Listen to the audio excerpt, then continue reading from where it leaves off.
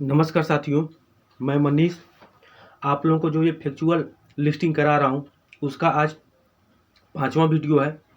ठीक है, तो आप लोग इसको ज़्यादा से ज़्यादा देखिए और अंत तक बने रहिए। इसमें कई सब्जेक्टों का मिक्स है। ठीक है, कोई एक सब्जेक्ट नहीं है, इसमें कई सब्जेक्टों का मिक्स है। उसमें से हमने फैक्चुअल निकाला है और वही चीज़ें करा रहा हूँ, तो आप लोग इसको अंत तक बने रहिए और अंत तक देखिए इसको।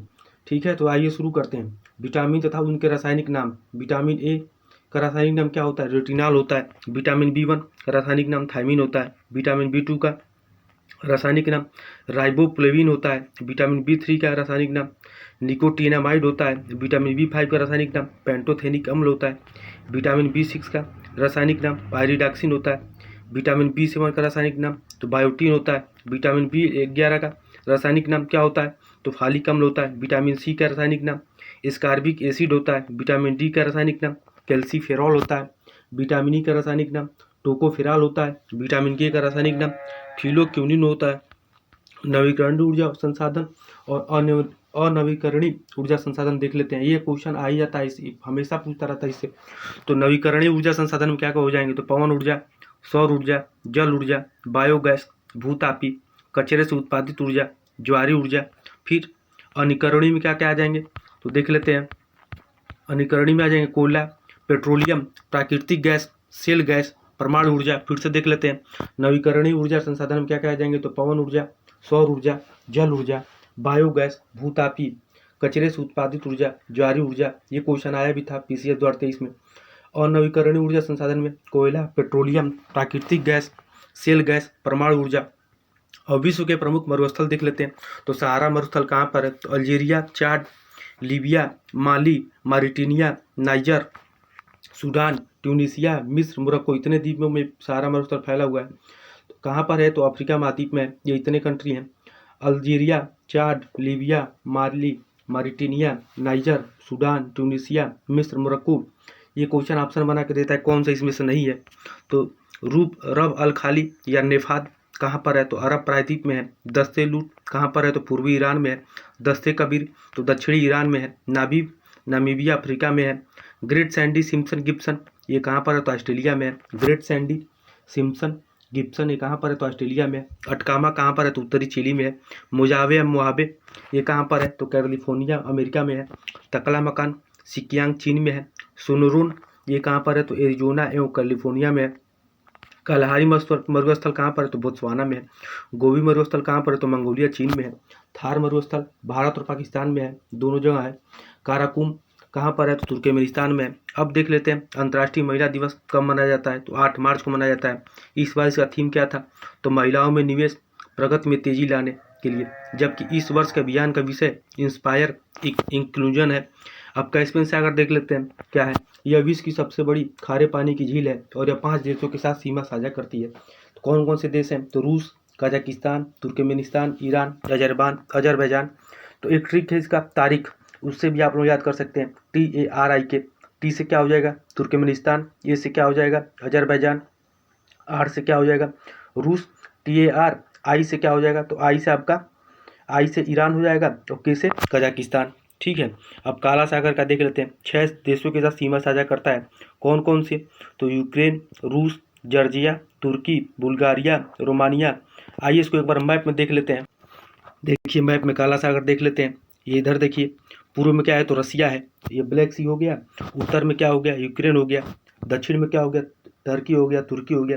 फिर इधर पश्चिम में क्या हो गया? तो रोमानिया है, ये बुल्गारिया हो गया। इधर क्या हो जाएगा? तो आपका पूरब पूरब में तो रसिया हो गया, फिर जॉर्जिया हो जाएगा। ठीक है, आगे देखते हैं। अब आगे देख लेते हैं क्या है। पादप पोषण देख लेते हैं। पौधों के लिए 17 अनिवार्य तत्व की जरूरत होती है। इनमें से 9 दीर्घ और 8 लघु पोषक तत्वों की जरूरत होती है। लघु पोषक तत्वों की सांद्रता प्रायः 1 ppm से कम होती है। क्या होता है पादप पोषण में? तो 17 कुल अनिवार्य तत्व होते हैं जिनकी जरूरत होती है। इनमें से 9 दीर्घ होते हैं और 8 लघु पोषक तत्वों की जरूरत होती है। अब 9 दीर्घ तत्व कौन कौन से हैं? तो ये देख लेते हैं। ये क्वेश्चन बन के आ जाता है। इसमें 8 लघु पोषक तत्व हैं। कौन कौन से हैं? तो बोरान हो गया, क्लोरीन हो गया, तांबा हो गया, जस्ता हो गया, लोहा हो गया, निकेल हो गया, मोलिब्डेनम हो गया, मैग्नीज हो गया। फिर से एक बार देख लेते हैं। ये क्वेश्चन आता है कि कौन से दीर्घ हैं? कौन से लघु हैं, कितने दीर्घ तत्व होते हैं तो कितने लघु लघु होते हैं। तो दीर्घ तत्व में कौन कौन से हो जाएंगे, कार्बन हो जाएगा, हाइड्रोजन हो जाएगा, ऑक्सीजन हो जाएगा, नाइट्रोजन हो जाएगा, फास्फोरस हो जाएगा, पोटेशियम हो जाएगा, सल्फर हो जाएगा, कैल्शियम हो जाएगा, मैग्नीशियम हो जाएगा। आप लोग जरूर कमेंट करिए कि सबसे हल्की धातु कौन सी है। ठीक है, आगे देख लेते हैं।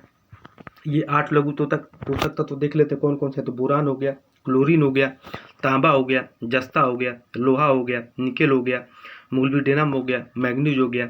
और भारत खंडे संगीत संस्थान देख लेते हैं जो 1926 लखनऊ में यूपी का सबसे पुराना संगीत संस्थान है। 10 मई 2022 को मंत्रिमंडल बैठक में इसे सांस्कृतिक विश्वविद्यालय का दर्जा दिया गया था। अब देख लेते हैं, ये क्वेश्चन RO 2023 में आया था प्रीलिम में कि ऑप्शन दिए थे 4, इसको लगाने के लिए दिया था कि कैसे क्या लगाना है, कौन सा सही होगा। तो देख लेते हैं। राज्य ललित कला अकादमी 1962 लखनऊ में, उत्तर प्रदेश संगीत नाट्य अकादमी 1963 लखनऊ में, भारतेंदु नाट्य अकादमी 1975 लखनऊ में, राष्ट्रीय कथक संस्थान 1988-89 लखनऊ में, उत्तर प्रदेश जैन विद्या संस्थान 1990 लखनऊ में। फिर से देख लेते हैं। राज्य ललित कला अकादमी 1962 लखनऊ में, उत्तर प्रदेश संगीत नाट्य अकादमी 1963 लखनऊ में, भारतेंदु नाट्य अकादमी 1975 लखनऊ में, राष्ट्रीय कथक संस्थान 1988-89 लखनऊ में, उत्तर प्रदेश जैन विद्या संस्थान 1990 लखनऊ में। महत्वपूर्ण सामाजिक सुधार अधिनियम देख लेते हैं। तो शिशु वध पर रोक लॉर्ड वेलेस्ली, ठीक है। सती पर शिशु वध पर रोक फिर से देख लेते हैं, लॉर्ड वेलेस्ली ने लगाया था। सती प्रथा पर प्रतिबंध लॉर्ड विलियम बेंटिक 1829 में। दास प्रथा पर प्रतिबंध लॉर्ड एलनबरो 1843 के लगभग। हिंदू विवाह पुनर्विवाह किसने बंद कराया था, तो लॉर्ड कैनिंग के समय। किसके समय बंद हुआ था, तो लॉर्ड कैनिंग के समय। Native marriage act Northbrook के समय। Age of consent act Lord Lansdowne के समय। शारदा एक्ट तो लॉर्ड इरविन के समय। फिर से एक बार देख लेते हैं सामाजिक सुधार अधिनियम कौन कौन से थे, को किसने किसके शासनकाल में बंद हुआ, रोक लगा था। तो शिशु वध पर रोक लॉर्ड वेलेस्ली, सती प्रथा पर प्रतिबंध लॉर्ड विलियम बेंटिक 1829 के लगभग। दास प्रथा पर प्रतिबंध लॉर्ड एलनबरो। हिंदू विवाह पुनर्विवाह लॉर्ड कैनिंग के समय। Native marriage act Northbrook के समय। Age of consent act Lord Lansdowne के समय। शारदा एक्ट लॉर्ड इरविन के समय। आप लोगों को अच्छा लगे तो ज़रूर कमेंट करिएगा, ठीक है। बाकी आज के लिए इतना ही, बहुत बहुत धन्यवाद।